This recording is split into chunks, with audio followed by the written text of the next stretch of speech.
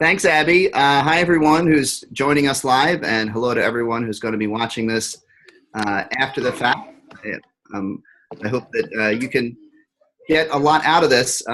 The title of my presentation is The 24/7 Teacher. Well, let me give you a short introduction. My name is Steve Selfridge. I'm from Garnet Valley School District in Glen Mills, Pennsylvania. That's just outside of Philadelphia. And I've been teaching 4th and 5th grade band. I just finished year 16, teaching 4th and 5th grade band. I also do middle school jazz band and some other teaching at the high school level.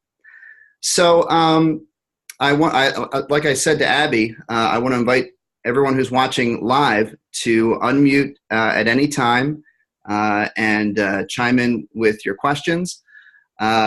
The way my computer is set up here, I am looking, my presentation, I can only present it full screen, so I can't see your faces if you're in your little people boxes there on the side. But feel free to unmute and chime in with any questions at any time throughout the presentation, because I like to have a little bit of back and forth.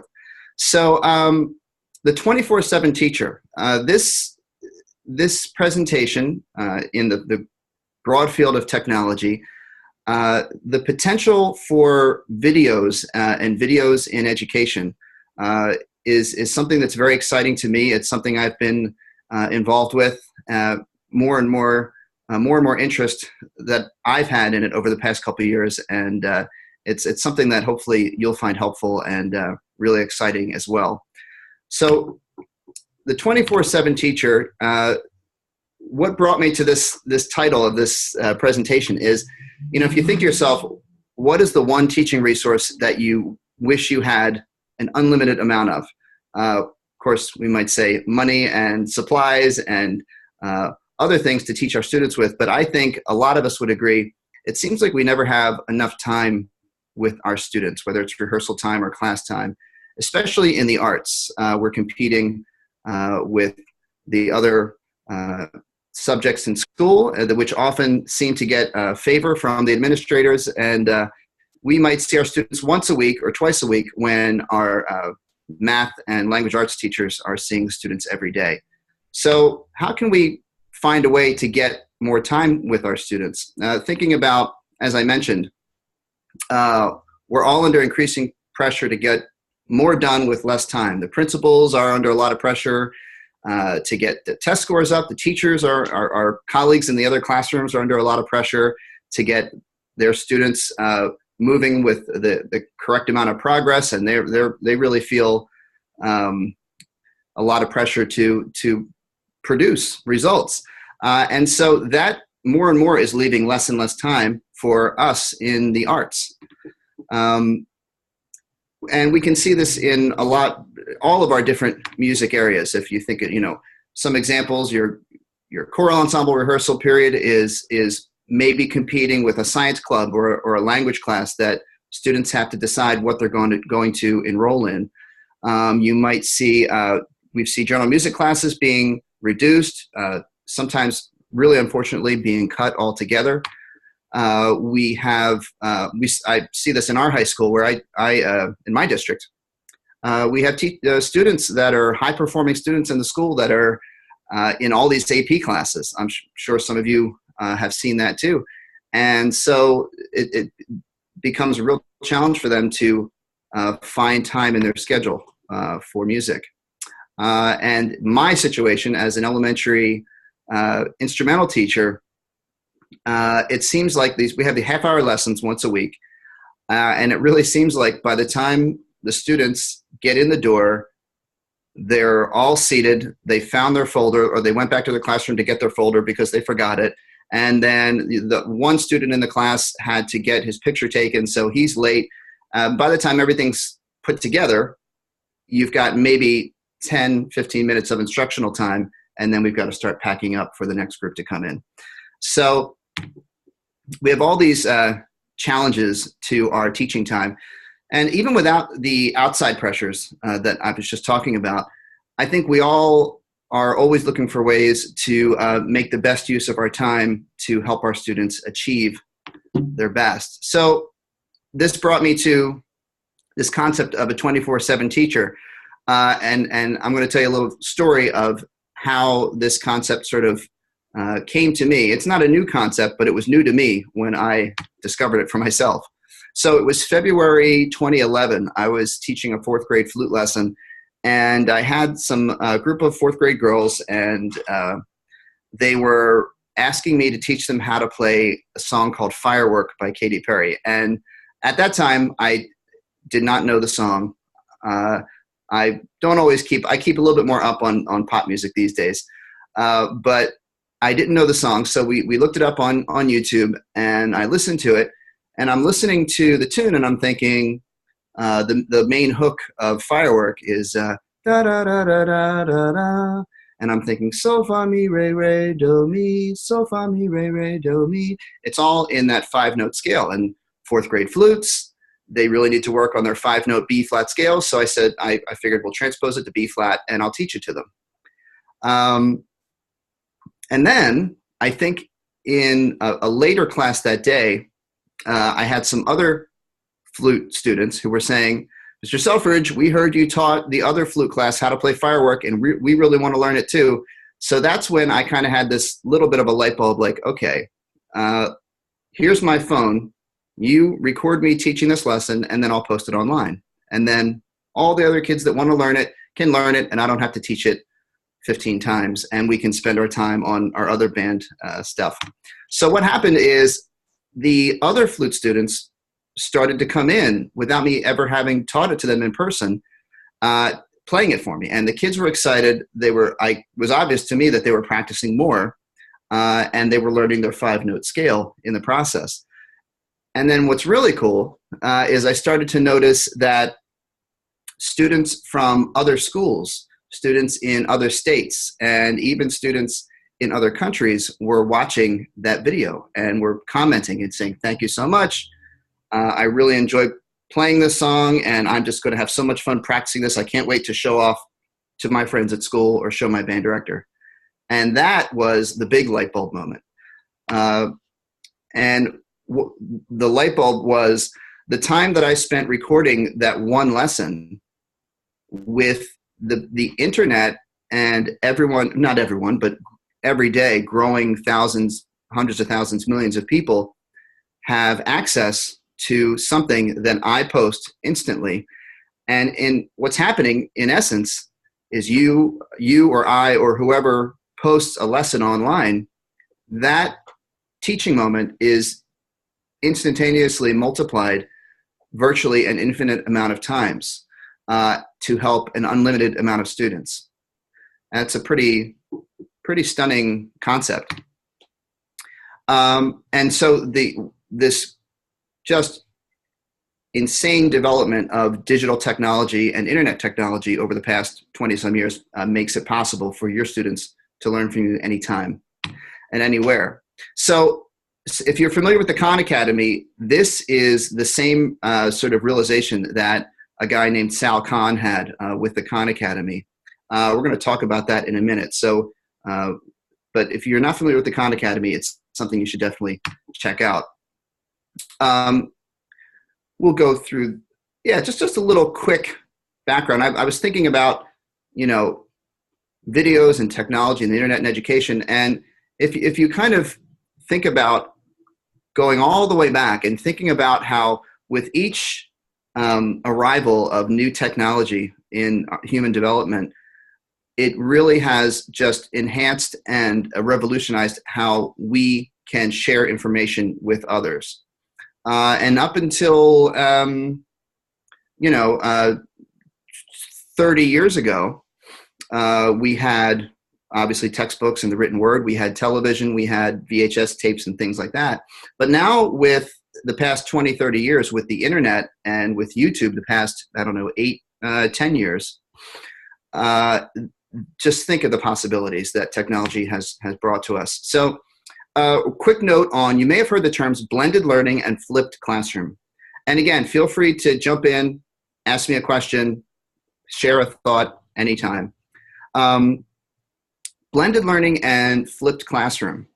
You may have heard these terms. Blended learning is sort of a broad, overarching term that is any form of education that combines both the in-person teaching and the online teaching component. So there's face time between the students and the teachers. It's not replaced by online stuff, but the online component is sort of an add-in. It complements what you're doing in the classroom. It might be exercises, videos, additional content that complements the in-class lesson. Now, flipped classroom is a specific type of blended learning, and the term flipped classroom kind of describes what it is. What happens is, what typically happens in a traditional classroom is the teacher gives the lecture, or the teacher shares the information that needs to be shared with the student in person. Student listens, the teacher talks. And then the teacher gives an assignment: practice these, read these pages, practice these 40 math problems at home. Next class, we do the same thing. So what the flip is, when teachers realized with technology, the teacher could post the lecture, the student watches the lecture at home, and then in class, you're essentially doing the homework. The students are doing their homework, they're engaging with the information. Group work, they're working on their own at their own pace. They might be working in group work. They're engaging with the information, and the teacher is there to guide the students with specific questions that they have. That's the flipped. That's where the term flip comes from.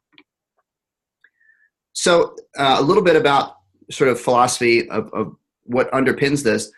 The constructivist philosophy that underpins this idea of the student getting the information on their own, and then the student working through the information is the constructivist philosophy is that knowledge can't just be poured from one brain to another, like pouring water from a jar to another jar. The students have to interact and engage with the new concepts to construct the knowledge for themselves. And so the teacher, this cute little couplet here at the bottom, the teacher, rather than being a sage on the stage, sort of spouting information, the teacher should be a guide on the side, guiding the student to when they need guidance of where to go, answering questions. But the student is doing the work of constructing the knowledge. So I'll go quickly through this, a little bit of history, just to give you a quick perspective on how this developed, because I want to get to the sort of the meat and potatoes of how you can use this.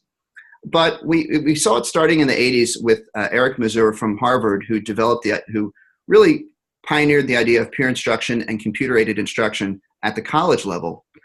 And he's a name that people talk about in the lineage of blended learning. Allison King in 1993 published this article, and this is where that very famous phrase that I just mentioned, from the sage on the stage to the guide on the side, and talking about this shift in thinking that students really should have an active role in learning.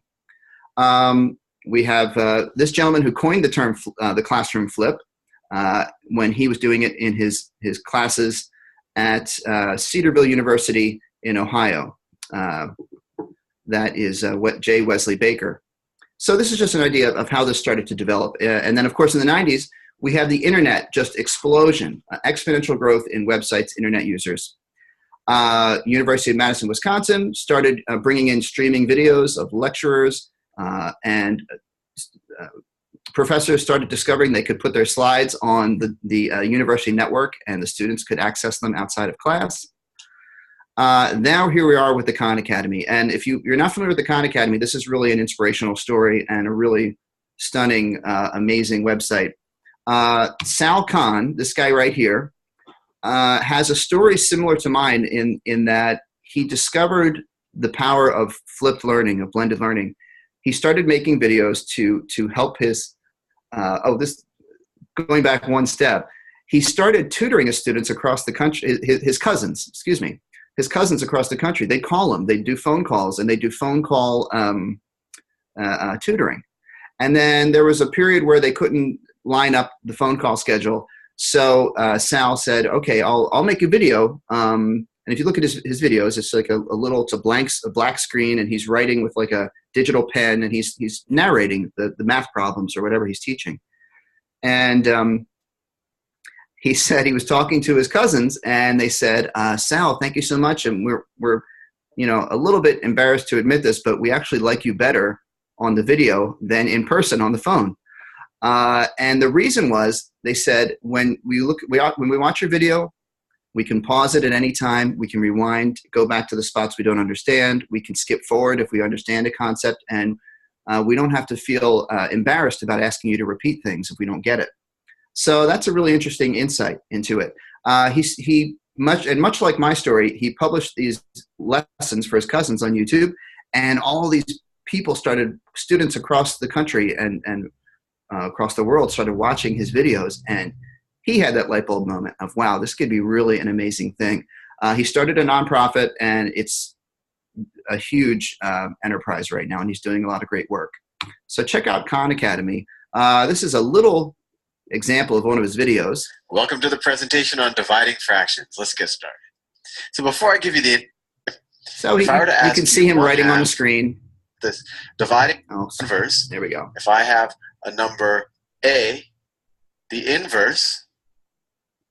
And part of Sal's success is also he's a really natural teacher, and he puts you at ease when he explains things. There's a great example of Clintondale High School where they incorporated the flipped classroom approach, and they had some great results. By the way, I will post this slideshow somewhere. I'll talk to Abby about where we can post this slideshow. Some of these slides I'm going to move a little faster through because I want to get to the later part of the talk here. But this will be posted for your own reference.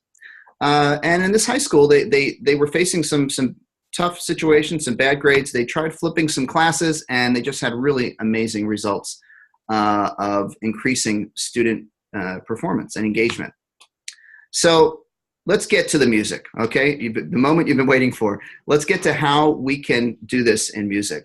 A central component of blended learning is that you have an interactive group learning environment. And so we're really already doing this in our ensemble rehearsals, in our music classrooms. How can we in the music education community use this online instruction, the internet revolution, to deliver, to enhance our teaching in the music classroom?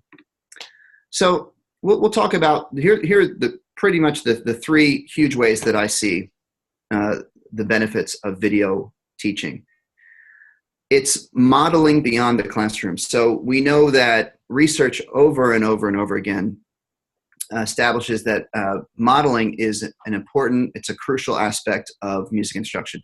We model for our students every time we sing a song for them, every time we tap the beat on our lap, every time we pick up an instrument and demonstrate a scale or something from their band or orchestra music.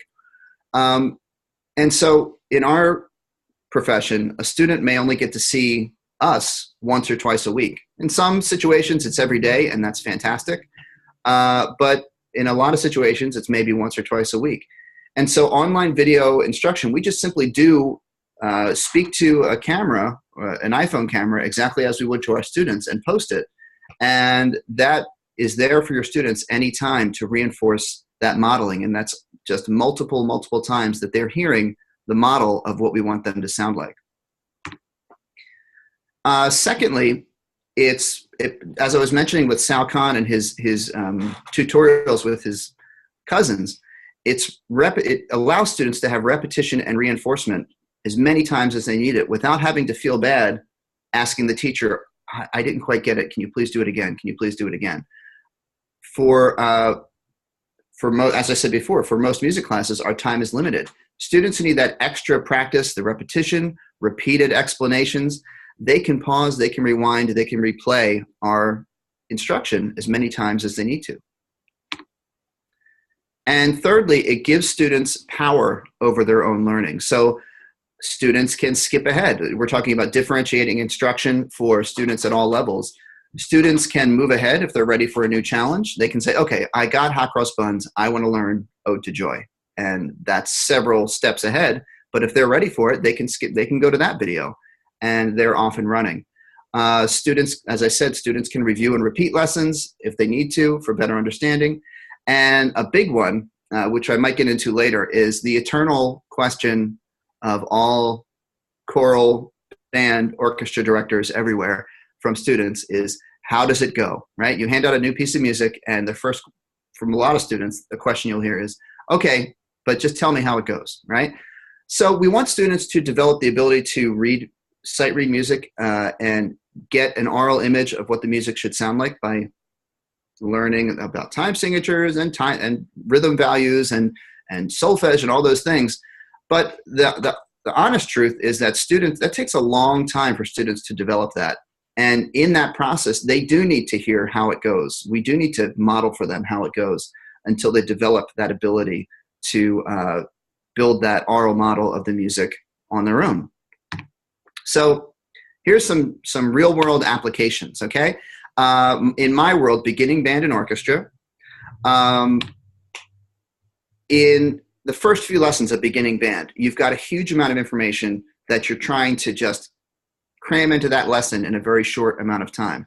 And we all know that establishing proper technique and playing habits is crucial at the beginning stage of anything that you're learning. So what video lessons do is they provide the students with a reference and a correct model at home. And this is not a new concept. I mean, there are band methods that have been providing DVDs and things like that, and videotapes going further and further back. But now we've got the internet and things like YouTube, or it doesn't have to be YouTube. It can be Vimeo. It can be your own band webpage. The students can go right to your instruction. They don't need to go through those steps of the DVD to the DVD player. And we'll get more into that. So they've got these video lessons as they're practicing beginners at home. Just a little. There's a study in 1997 where they had videotaped models for beginner clarinet students, and they, as in other studies, they found in this study that the students that had access to the videotaped model of seeing someone do it and hearing the clarinet and having the instruction improved student performance. So that's pretty exciting stuff. This is just a little sample of, I think this is one of my beginner clarinet YouTube videos. I have a YouTube channel called Mr. Selfridge. We'll talk a little bit more about that. If you Google, just Google Mr. Selfridge and clarinet or trumpet or something like that, you'll find my channel. That's my website where I post. Now that we have our mouthpiece, reed, and barrel assembled, we're ready to make our first sound. In order to make a sound on the clarinet, we have to learn the proper embouchure. The embouchure is the way that we shape our lips and our mouth when we play our instrument. So that's basically how a lot of my videos look. And I can get into, I've learned a lot about video production and how to make things look, that looks pretty nice with the white background and the words on the screen. You don't have to get that involved if you want to make your own videos. I've got lots of other videos where I'm just talking to an iPhone and that's it. So we'll talk more about that stuff. And again, feel free to jump in with any questions along the way. Another thing for beginner band and orchestra is we can help students develop their ear with songs. I do some of my curriculum in beginner band is we learn some songs by ear, trying to develop their audiation, their aural image, their ability to hear solfege. And certainly in those situations, the students need to have a video reference because they need to internalize that song. And students there are a number of students who are going to really struggle with trying to play songs by ear if they don't have that model at home. And this is one of my videos on that. Which one is this? This is a lesson on how to play the song Major Duple on the alto sax. There's me playing it for them. So the student can see what my fingers are doing. They can hear the music as many times as they need to. So the videos support correct practicing during the really crucial initial excitement phase when students they're just chomping at the bit to practice. And they may not remember all the things you told them in their lesson. It also empowers parents to help their children practice at home, because a lot of parents don't know how to help, right? So having these video resources for your students can really be helpful for parents. little bit about middle school. I don't know if we have any middle school or high school band and orchestra people out there watching, but it's not just for beginner stuff. There's advanced things we can do, intermediate level things we can do, modeling, reinforcement of fundamentals, instrument-specific concepts, teaching alternate fingerings, teaching vibrato. I think this is a lesson on cello. This is not one of my videos. This is a lesson on cello vibrato that I found. Hi, I'm Marty Sproul with Summer Haze Music in Salt Lake City, Utah, and I'm here to talk to you today about how to practice cello vibrato. The materials you'll need are... So there's some really great videos out there for you to search for. This is a really great application that I would love to do more with my students. Helping your students learn their parts for ensemble playing and for solo literature. A lot of students struggle with learning their, their trombone part or their percussion too, or alto, or whatever they're working on, because of course, their part is just one piece of the puzzle. And when they get to band or orchestra or choral rehearsal, they can hear the whole puzzle. But when they're just trying to practice their puzzle piece alone, that can be really difficult. So let's see what I have here. We can post examples for students to practice with. This is a long lesson for an advanced student, but this is a lesson on how to play. This is a tenor sax piece that's often used for district band auditions.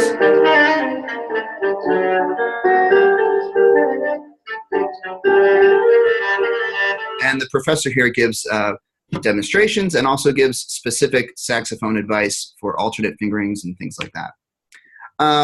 There's jazz stuff we can teach, jazz improvisation, lots of stuff out there, and there's more of this I'd like to do on my channel as well. Here's a great video of doing jazz, how to play brushes on the drum set, and that's the great Joe Morello drummer with Dave Brubeck. A lot of great stuff out there. And okay, so here we are with the pop songs.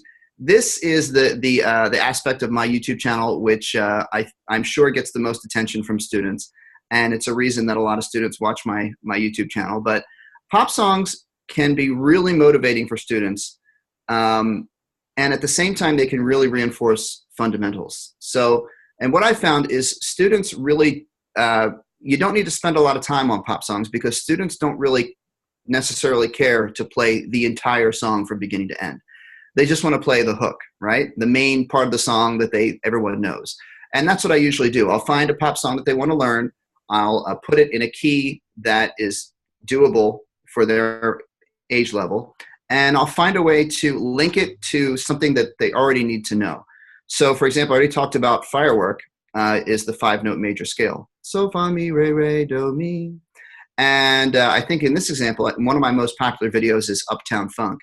And there's so many great applications for Uptown Funk because that opening, first of all, the key that it's in D minor, or it's in D. So, which actually is a pretty good key for band because the trumpets and the clarinets are going E, E, A, G, D, E. So on trumpet, they're working on the lip slur from E to A. E, A, doo, doo. They're doing that with a lip slur. With your clarinets, they're learning their finger roll from E to A. You can teach them how to, the proper way to go from E to A with the rolling that index finger, right? E, A. And so there's lots of examples of that. I think this is my Uptown Funk video. Let's see. Oh, no. This is my friend Sherry.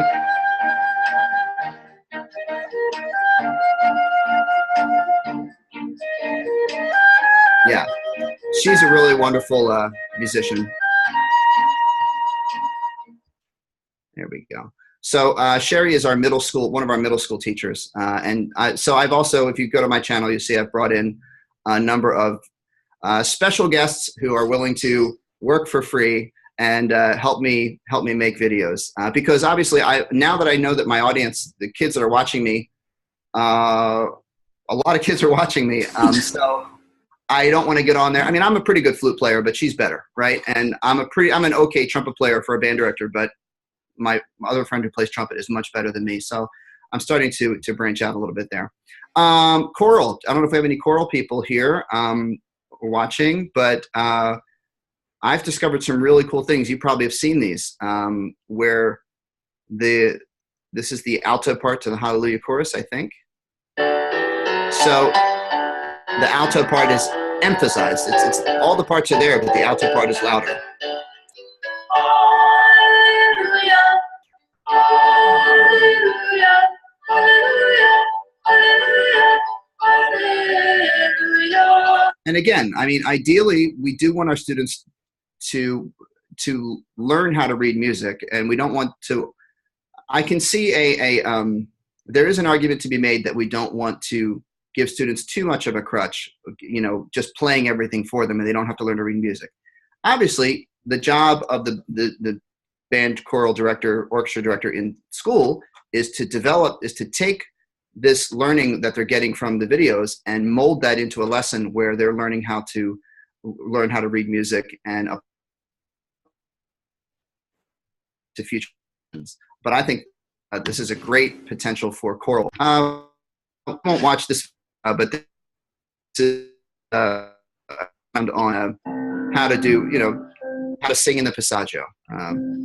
So you want to vet these videos to make sure they're pedagogically appropriate, make sure that the teacher knows what they're talking about. But there's lots of great stuff out there, and I'm sure all of you, or many of you, I should say, have seen Eric Whitaker's virtual choir. So much potential with the internet to get kids excited about music. And even though the point of this video that Eric did was to conductor tracks for people to record their part in the virtual choir, you could do this for your students to practice their music at home. I think he's going to come up here soon to conduct. There he is. And you can see the sheet music down there. So your students can learn what you mean with your different conducting gestures. Really cool possibilities. So again, folks that are watching, I invite you to pop in with your questions. Steve, we do have one question. Yes. Have you had any trouble with copyrighted items? No. Here's what I do with copyright. So what I don't do, there are websites out there that will, that write up the flute music for the latest pop hits. I don't give kids any sheet music to download that is copyrighted by someone else. If I'm doing Jingle Bells, I give them the sheet music, or if I'm doing Star Spangled Banner or something like that. There's a thing on YouTube. There's something that's copyright law and YouTube are developing together. It's kind of a fluid situation. There's a thing on YouTube called doing a cover. So I'm doing my own version of Katy Perry. I'm doing my own singing version. I'm doing my own accordion version, and it's a cover. So in most situations, that's not seen as copyright infringement because it's sort of like you're performing it at a concert or something, which I guess there's copyright issues there. But in general, there are no copyright issues unless I'm going on there and I'm publishing, here's a downloadable book of all the top 20 hits of the year, and it's only $4.99. Like, I'm not selling anything. So it's educational content. So the short answer to that is I have not had any issues with copyright. What happens when you post things on YouTube, you have the option of putting ads on it or not. I generally choose not to put ads on because I want my videos to be educational. I don't want teachers to sit through an ad if they're trying to use my lesson. And I've never seen really an inappropriate ad come up, but you can't control which ads come up. So I don't know. I don't want like an inappropriate ad coming up if the teacher's using my video. If I post something like Uptown Funk or the Pink Panther, the publishing companies will recognize that they have sort of algorithms that can detect this. They'll recognize, oh, someone posted a Pink Panther video, and I'll get a notice. It'll say, we're not telling you to take it down. It's fine, but we're putting an ad on it, and we're going to split the revenue or something like that. So that's how that all works. No, thanks. I hope that is an explanation for you. So using online lessons in your curriculum. So I've gotten really into creating my own. You don't have to create your own. You can, but you can. The first step is you can search Google and YouTube for what your students are doing, you know, your subject matter, and you want to screen for appropriate content and quality. There's some not, you know, there's some amateur. There are some amateur, untrained people out there purporting to be teaching something. So you got to be careful that they're teaching the right things. And of course, you always want to be aware of your school rules regarding internet use. I always give a disclaimer.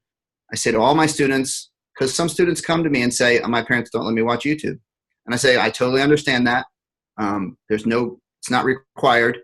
And I just try to communicate to the parents that, you know, it is a valuable learning experience if you want to allow your students to use YouTube for these teaching videos. There's other ways. Oh, it's just what I was going to talk about.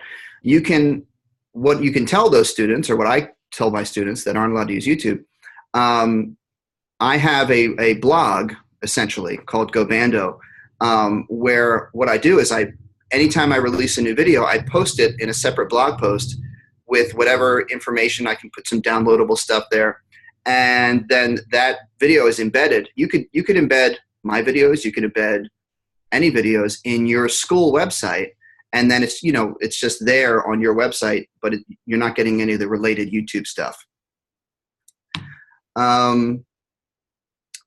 If you find long videos that you like, there's some great, awesome videos put out by the U.S. Army Field Band and other things, where it's like everything you ever wanted to know about trumpet, but the video's an hour and a half long. So no kid is going to sit there and watch that. You can copy a specific URL where it'll start at the exact minute and second mark that you want it to start. So moving to the last part here, I want to encourage you to think about creating your own video lessons. And so why is the first question. And hopefully you see some of the reasons why in the things we've talked about, and maybe you see some applications for your teaching, and maybe you see some of the exciting possibilities that are there. Why should you do your own? Why should you maybe try? You relate to your students better than anyone. You know what your students need better than anyone. You know your curriculum. You can design your video to go exactly with what you want your students to be doing. As I was just saying, you can customize the content of your videos exactly to your curriculum. You can save time on frequently asked questions. You can post a video about a project that you do every year, and you get the same questions every time. And you can just say to the students, watch the video. Explain it in class, but then you can just say to the students, I answered all your questions, watch the video. Save yourself some time. And one of the biggest advantages of creating videos for me has really improved me as a teacher. It makes you reflect, okay, I'm going to turn on this camera and I'm going to record myself, and this is what my students are going to be watching for the entire year, for years to come, maybe. Am I explaining this as clearly as possible? Because the students can't ask me questions in a video format. They can ask me the next time we have class, but they can't ask, or they can email me, but they can't ask me while they're engaging with the video. So am I explaining this like super clearly? Am I being efficient with my time? You don't want to make a 10, 15-minute video. A kid's not going to watch that. You want to make like a 3-minute video. Am I teaching everything correctly? Sometimes in class, if you're not sure about something, you might kind of sort of glide past it and then go look it up later. When you're making a video, you really have to say, okay, do I know exactly every little bit of what I'm going to be talking about? Because other teachers are going to be watching me, other students are going to be watching me, and am I engaging the students? So it's really helped me become a better teacher. So my rule number one for creating videos is to start simple and just do it. And the easiest way to start is set up your phone. I have I don't have it with me. You can get a little tripod for like $15. You can get a little tripod with a phone holder, and you put your phone in it, and you just set up the tripod on a music stand or whatever, and just press record, right? You can sit in front of you can stand in front of your whiteboard at school. You can have whatever background you want. You can hold up any visual aids that you use in your teaching.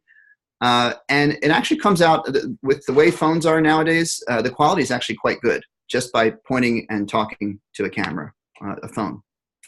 So you want to plan out your lesson like a script. You can use lesson plans that you already have. Pick a lesson that you could teach in your sleep, right? And also you might want to just sketch it out to make sure you hit all the things you want to hit.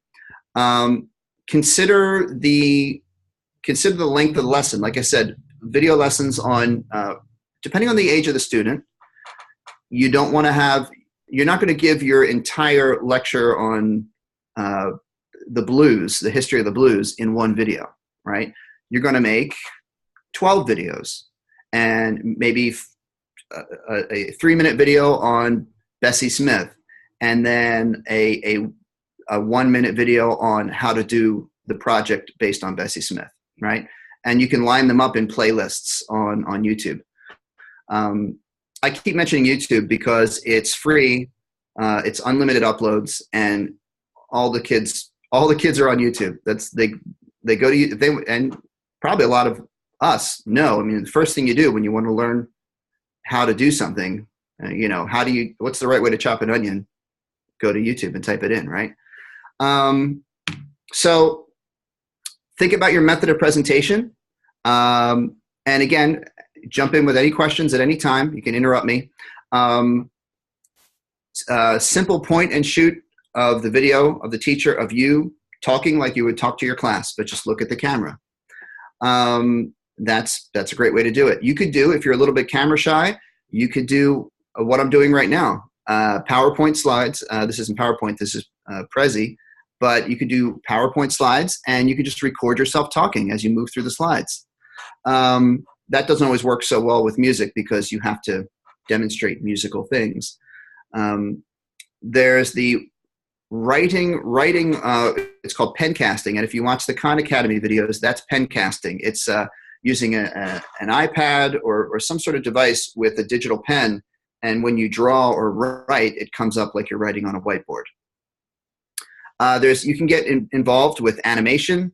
I haven't gotten too involved with that because it's very time consuming, but I think they're really cool. The TED, if you look at TED Ed, you guys know the TED Talks, and there's a related website called TED Ed, and they've got great teaching videos that are animated. They're really, really cool. There's not too many music ones, but I think they're really engaging. There's this app called Explain Everything that I tried. Again, you can create really cool animation. Is this a video? Oh, there it is. Yes. This video tutorial will demonstrate basic design tools. You will learn about the draw tool, shape tool, and text tool. So basically you can drag in images and you can create animated videos. Okay, so technology, there's so much to choose from. Try not to get overwhelmed by it. PowerPoint presentation, and you can use a screen capture software. Like there's a couple there, free ones you can get, where you're basically just recording your computer screen. There's pen casting software, and then there's just your iPhone or your Samsung or whatever you have, your laptop. Posting online, YouTube, like I said, it's 100% free, unlimited uploads. It's very easy access, very popular site. Kids can interact and comment using a Google account. You can set your videos. I mean, we all know the lovely world of internet comment boards, okay?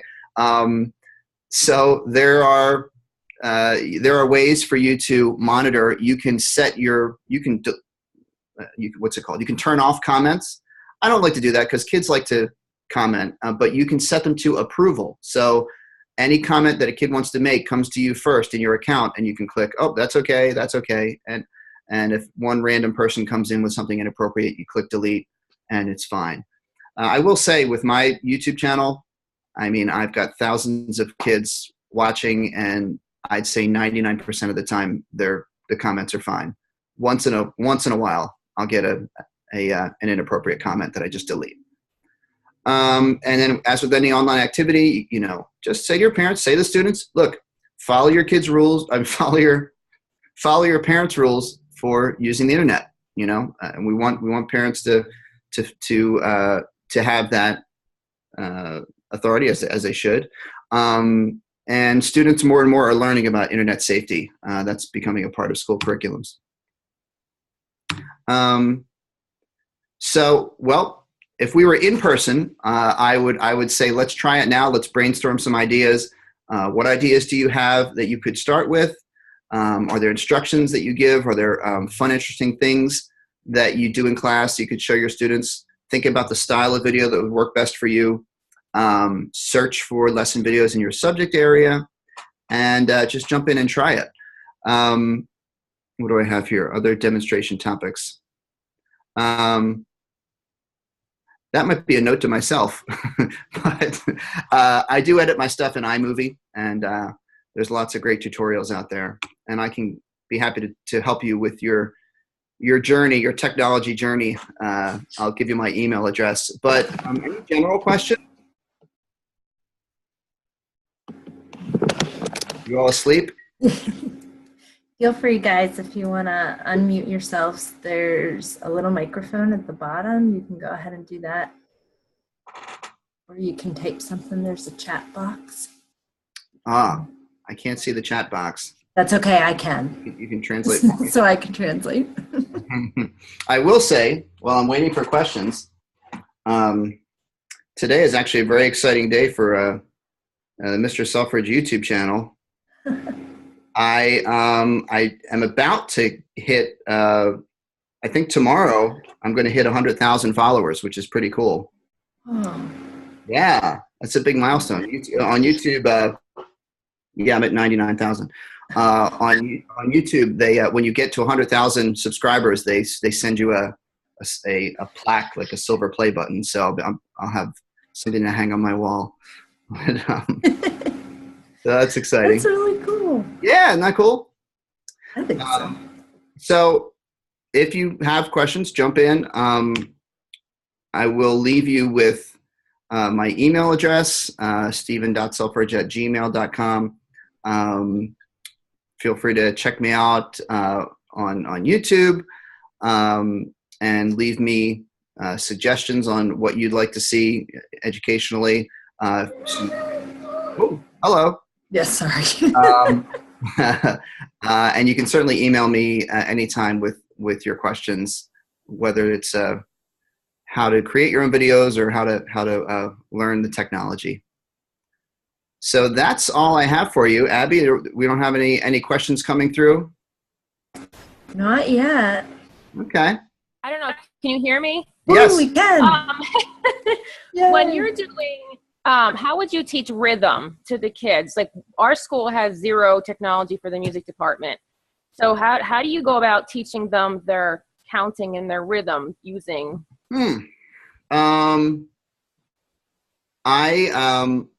Well, think about how you would teach it in class, and then you would simply point a camera at yourself talking. You know, you could have your flashcards. Okay.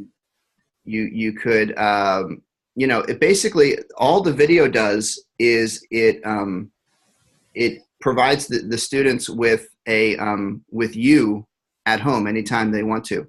So what do you teach? I teach instrumental lessons 4 through 6, and then assistant high school. Okay. And you're thinking of like a specific lesson on like, this is what a quarter note is. It gets one. Right. Like those beginning lessons where they want to play, but they're trying to get the basics and learn the theory with things at similar time. Right. And actually right now I don't have a lot of those videos on my YouTube channel. I do want to get into that. And part of that is, the copyright issue, because I'm like, okay, well, I'm not going to put up exercises from a book that I don't publish, but you could make your own exercises on Finale. A lot of what I do, if I want to teach a specific rhythm or a specific passage, do you use Finale or? I use Sibelius. Sibelius, okay. Mm-hmm. So I'll create a I don't know, a few measures of something that I want to talk about on the video, and you can screenshot that. Do you have what kind of computer do you have? At school, we just have a desktop, the simple desktop it's pardon? Like a PC, like Windows? Yeah, it's just a regular PC. Do you know how to take a screenshot? Yes. Yeah, you could pick a rhythm. So map out a lesson you would teach, and then all of the little visual aids you'd want to use, you can do them on Sibelius and screenshot them, and in iMovie you can drag them in, and then when you're talking about that rhythm, it would be right there for them. Oh, gotcha. Okay. It's pretty cool. If you watch some of my videos, I do have little pictures will pop up over here by my head, or I'll put my jingle, when I teach them Jingle Bells, I put it in 4-measure phrases at the bottom of the screen as I play each phrase. Okay. Thanks. Yeah, you're welcome. What part of Pennsylvania are you in? I teach in Tamaqua School District in Schuylkill County. Cool. Yeah. So I welcome any other questions?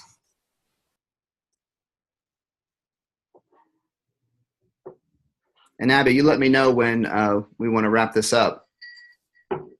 Sounds good. Just gonna give people just another minute in case. Sure. Do we have folks? How many do we have online right now? 10. Oh, that's good. Not including us. 12 total. Wow. Okay. We've had it. I just changed my screen so I can actually see people now. I can see you. Yeah. So there is a. You said there is a chat. Oh, am I muted? No. Nope, you're good. So there is a chat box people can use. Yep. Okay. Looks like you're good. You have your contact information there too. So. And like I said, this is recorded. So following probably tomorrow or Thursday at the latest, you'll get a follow-up email with the 2 surveys, links to those to complete for Act 48 credit, and also a link to this so that you can access it at a later time in case you missed any of it. Oh, Mary Lawyer's raising her hand. Let me see. Yes. Oh, there you go. You unmuted too. Yay, it works. Yes. I just had a question. I've retired, but I still teach privately. And I also have a degree in technology, so I'm very interested in it. Would this be usable at all in a one-on-one lesson or no? You mean to actually have the student watch the video during the lesson, or? Or maybe they're sick and they want to watch it from home. I'm not sure what I'm getting at here. I'm just brainstorming. Sure. I mean, think about, I use this in my private lessons all the time. I have maybe 5 or 6 private students. Mm-hmm. Anything you would want the student to, think about the things that your student would struggle with at home without your guidance, like in between lessons. So if the student's having trouble with their articulation, you'd make a video explaining your thought, the process of how you would want them to think about articulation, and whatever. What kind of lessons do you teach? Strings, violin and viola. Okay. So some sort of basic, whether it's the bow grip, or whether it's slurring, or whether it's any of the vibrato, how you want them to work, like a vibrato exercise that you have. Mm-hmm. And then what you do is you build up this library of your videos, and then every new student that comes in, you can say, okay, we're working on vibrato. This is how we do it. And then when you're practicing at home, here's this video I want you to practice with. And you hand them a URL to access it? Is that the idea?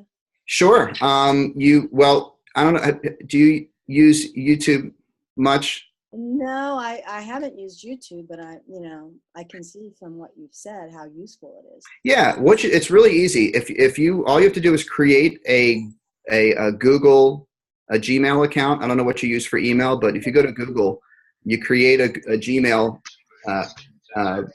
email address. Okay. And Google owns YouTube. So when you go to YouTube, you sign in with your Google sign in, and you create your page. You create your YouTube channel. You give it a name. You click the little upload button, and you can upload a video. And as long as your students know how to find you, Google, they could go to YouTube and search for your name. That's really cool. Is there a limit on the space? Nope. That's one of the great things about it. Well, Google is, all about unlimited, storage and, their Google Drive and all that, although that is limited now. But YouTube is unlimited video uploads. That's awesome. Like yeah. a district that has the laptop initiative or Chromebooks or whatever, you would actually use this in the classroom setting and you to be explaining it. You'd be there, but they would be bringing it up right there on. Is that the idea? You could. Sometimes if I have you could have them bring it up so they at least know that it's there, right? Yeah. Like one thing that, I'm aware of, and I'm sure some people are concerned about is, I don't see this as a replacement for the teacher. I mean, they still need, when you have them in class, you teach them, you're there to teach them, and you can show them where to find the resources. Sometimes in class, you might have a student who needs reinforcement in an area. Like sometimes I'll have a band lesson, and one kid comes in that's joining brand new with a group of fifth graders who've been playing for a year and a half. So I might give that student a little computer or iPad, and they can put earphones in and watch my video of how to put it together while I'm working with the other students on their band music or whatever. So you can differentiate the instruction. Yeah, definitely. The magic word. Cool. I appreciate this a lot. I'm glad you're excited about it. So you're teaching privately? You're retired from? Yes, I'm retired from public school teaching, and I have a private studio, and I'm a director of music at a church. Oh.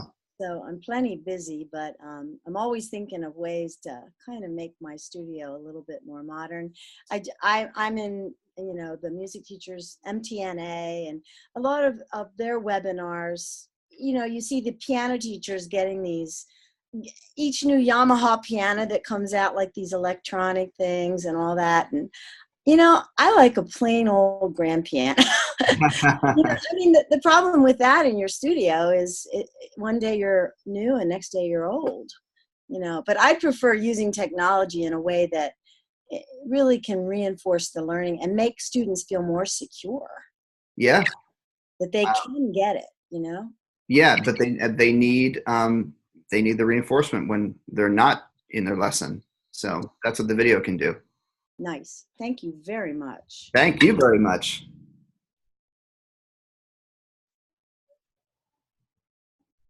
Oh, we have one more question. Are there any platforms to host these videos to create a more interactive community type online setting? Well, you mean live interaction? So on YouTube, students can comment, and I try to reply to comments. You can do. On YouTube, and let me know if this isn't answering your question, but there's YouTube Live, which I've been doing. You can go live on YouTube, like people are going live on Facebook now and Instagram. Everyone's kind of getting into the live thing. But that's been really cool. If you watch any of my, go to like any of my recent videos on the Mr. Selfridge YouTube channel and look for the word live stream. Actually, I'm going to do one this Sunday. I've been doing a couple of them, and there's a chat. So you're talking, and you're pretty much live. There's maybe like a 4-second delay, but anyone that's watching can comment and ask questions. So I've done some Q&A, question and answer sessions on my YouTube Live channel. So there's a live interaction that's possible. You could teach. You could use Google. The Hangouts. Yeah, I was going to say kind of what we're doing now, but on Google, you could do a Google Hangout with students and have a virtual class. I don't know if that is exactly. Well, and if it wasn't live, I guess any other social media type platforms. I don't know. Where you post your video in like a Facebook type thing? Yeah, maybe like that. It's very, let me see it. Wait, say more. Just said, and I guess any other thing than YouTube. I guess if people have an issue with YouTube, is there any? Right. There's Vimeo. It's basically YouTube. Yeah. Vimeo is more popular with filmmakers and animators. It's a people that are like really serious about quality of the video. Like they want their video to be seen in best possible resolution, because Vimeo is kind of has that sort of, it has that reputation. But I think with Vimeo there's file size limits, and I'm just on YouTube because that's where the kids are, and that's where they go to. But you could upload on any format that you think. A lot of people are using Google Classroom now, so you could embed them in your Google Classroom. There's a good thing for interaction. Any of these Google Classroom Schoology things, I'm sure there are ways to embed, in whatever lesson you're sending out, embed a video for that particular assignment. Yeah. Oh, Brian, do you need me to unmute you? You are unmuted.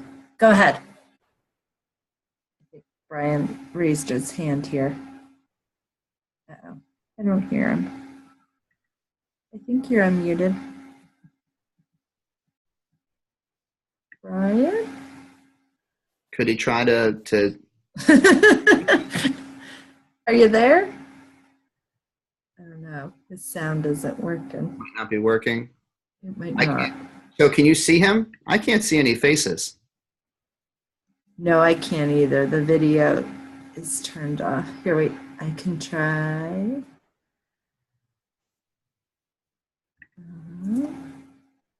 Oh, I see here. He did type something in here. I just yes. Yeah. Yep. And that's what I asked you. I think he has a follow-up. Oh, okay.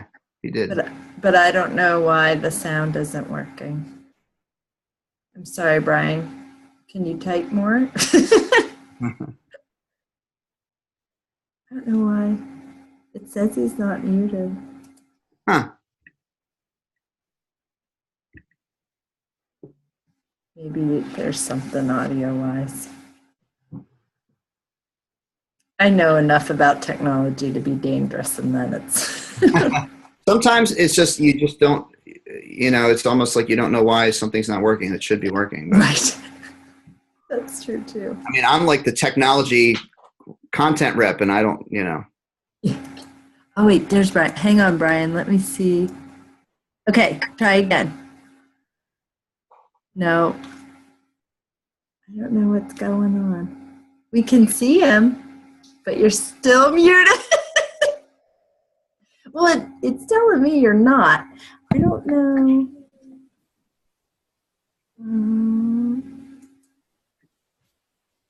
Oh, I see. I think I see him. Do you see him? And nice. He's nodding. Nice beard, Brian. Do you want to try to type again? Does that work, or that's not coming through either? Oh, I hear you. Wait. Real faint. Maybe if you tried without the earpiece. Yeah, I can't really hear you. I'm sorry. If you feel free, if you can't figure it out, feel free to email me. Yeah. It's like I can barely hear you, but I can't really. You have better hearing than I. Steve, have you had much experience with the smart music involved online? Yeah, smart music. I'm familiar with smart music. I haven't engaged with the. Is there I think they've been doing some new things. I haven't worked with smart music in like a year. But do you use it? I'm interested in it. I just didn't know if it was able to be connected with stuff like this. Smart music is great because the kids can see their music, and the little. Have you worked with it at all? The little bouncing green bar can go along and shows the student. No, I've just seen advertisements. Yeah, it's kind of like I think people are trying to get at this distance learning, the possibility of technology from different angles, and smart music comes at it from like a different angle, where the computer, there's not really a teacher leading the instruction. It's like the computer. It's kind of like follow the bouncing ball on a piece of music, and then the computer can actually listen to the sounds your student is playing, and it can identify right or wrong pitches and right and wrong rhythms, and it will show the student where they made mistakes. Okay, it's just not as personable. Yeah, I mean it's more of a tool, but there's not a function within smart music where you could post a video. I don't think there. Okay. And that's one benefit of it, is that it actually can give the student feedback live, where a video, you can't give a student any feedback until you see them again. Right. Mary, did you have another question? Yes, as I mentioned earlier, I'm still a member of PMEA, a retired member, and I'm in MTNA. And it's just interesting that they have an initiative of providing not private lessons, but private teachers from anywhere may critique a student. The student submits a video of a performance, and they have to have it all cleared ahead of time and paid. And within X amount of days, a teacher listens to the video, looks at them, comments on the musicality of it and different things, and submits, emails a response. And I believe they're using it's been a while since I saw that webinar, but they're using the same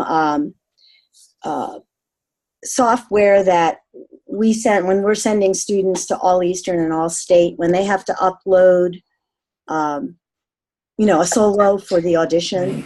To a program. I can't think of the name of the software. Submittable or accepted?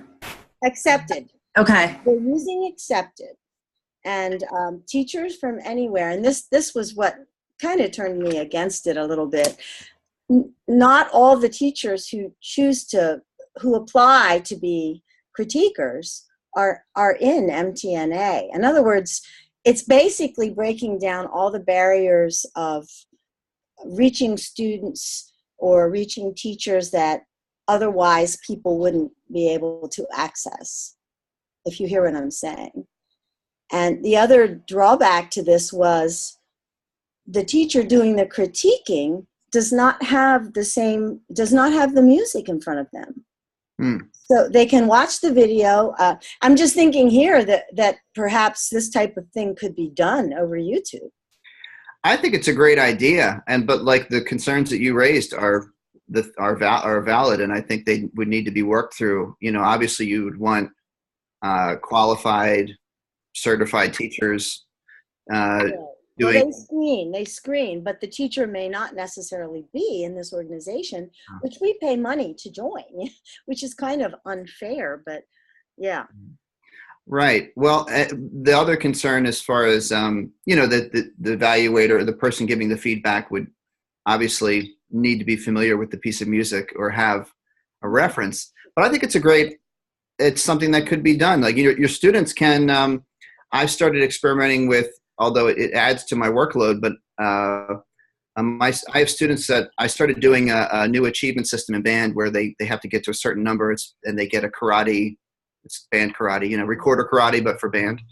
And the kids are insane over it. Like, they want to get their belts. So we run out of time in lessons for me to hear. This is great potential for, if you flip everything I've talked about, this is great potential for assessment. You could have students record and this is nothing new either. People have been doing this with smart music because there's a record function. Students can record their assignments. They can record check-off tests. They can record chair tests. And it's just as much time as you have to listen and evaluate in your off-school hours or things like that. One thing I thought is cool from that concept is you could even, if you could get permission from parents or get the kids to film it where their face isn't in it, you could choose students who, choose your best 2-octave chromatic scale on clarinet that was submitted, and then get with permission, you could post that as an example for your other students.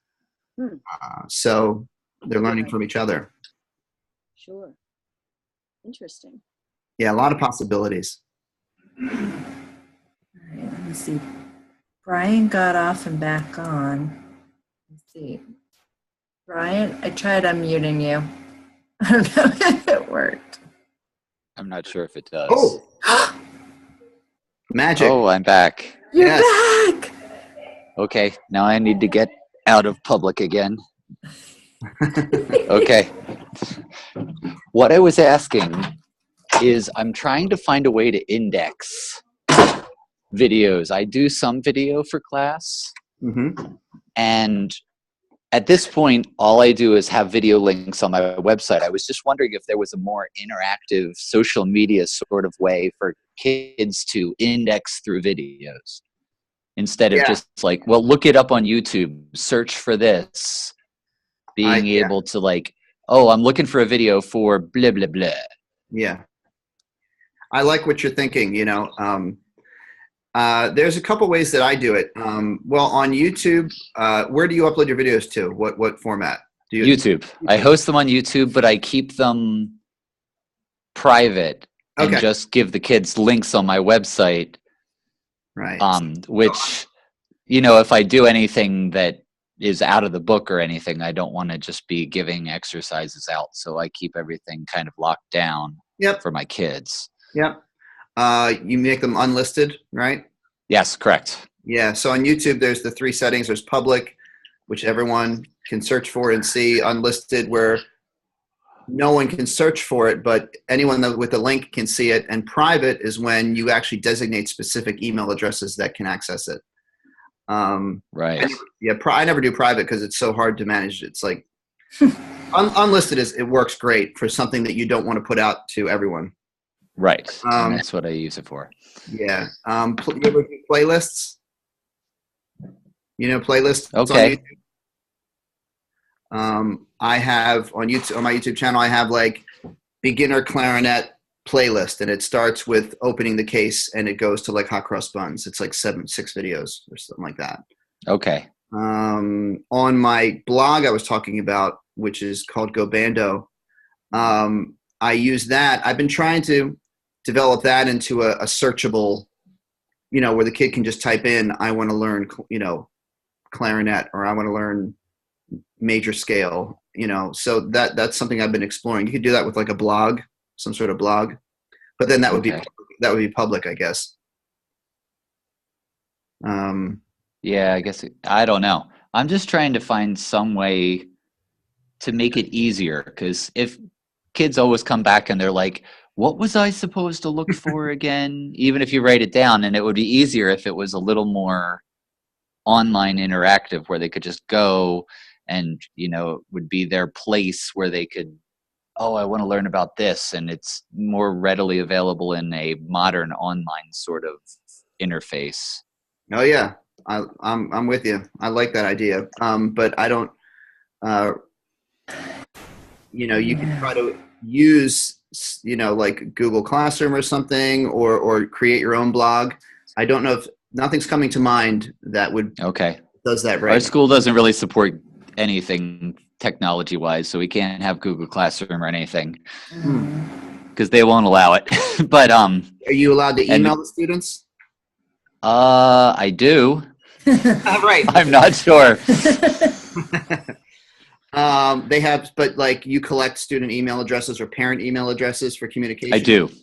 Yeah. I do. And I created a Wix site so that I can use a website that will allow me to do more stuff. But I guess maybe what I'm asking is something I should just create on a page on Wix. That might work. The only issue you might run into is if they're unlisted, like you could create a page, and like you could create a page on a certain topic and embed, you know what I mean when I say embed? Right, correct, yep. Embed all the videos on that topic in a row. You know, I think you can embed an unlisted video and it'll come up, you know, like in your web. It will. I do that for my general music classrooms. And cool. have password protected sites so that I can put stuff on there for just them. Yep. That would be a good place to start, I would think. Okay, maybe I was just wondering if there was any existing platform. Yeah, not that I know of. I think it's a great idea. Okay. Yeah, work on creating maybe it. I was going to say maybe I should go into business. I just can't code. We should talk. Well, where are you at? What area? I am in Northeast PA, in the middle of nowhere. Okay. Yeah, I mean, aside from you could just create a shared Google Drive folder or Dropbox or something like that where you just share one link and they're all in there, but that's kind of, Well, that's an idea too. I'll keep that in mind. That's possible. Yeah, check out my like the Go Bando thing I was talking about. That is a blog I created. It's gobando.com. And I created that. I forget what I used. I think it's WordPress. And what's good about that is on YouTube, like if I do a lesson on how to play Jingle Bells and I want to give the kids the sheet music to download, you can't post downloads on YouTube. Right. Yep. So I create a blog post called How to Play Jingle Bells on the Clarinet, and I embed the video, and then below it I can put download here, click here to download the sheet music, click here to download the play along track. Yeah. See, that's kind of what I'm thinking of, is being able to do more stuff than just, hey, watch the video, but like have something interactive, have something for them to read, picture for them to look at, click on this, and kind of work them through an easier way to interact. And there's a comment feature, kids can comment. Cool. Also check out TED. Is it TED Ed? You know TED? Yep. Mm-hmm. TED Talks and TED Ed. Yep. And I think they have a thing where like you can create, I haven't looked into it, but there's this thing where they encourage educators to create their own interactive lessons with video and worksheet follow-ups and that stuff. That might be something to look at. And there's a platform at TED Ed to do that? I don't know exactly what they have available, but it's something. Okay, I'll write a note to look into that. That's cool. TED Ed. Okay, and I'll be looking forward. I think all of your information is on this. So when she sends out the link, you'll have his info too. Yep. Yeah, and that'll be cool. Okay, thank you for your time. I'm glad we got the microphone straight. Yeah, great. Thanks for trying. You're welcome. All right, thanks, Brian. Say hi to your students for me. I will. All right. Well, that was great. Yeah. I like this interaction thing. Yeah, it's like technology. Right? Amazing. Well, thank you so much, Steve. Really informative and great stuff.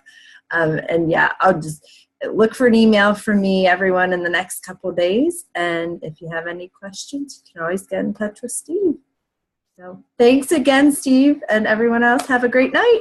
Thanks, Abby, for setting this up, and thanks everybody for watching.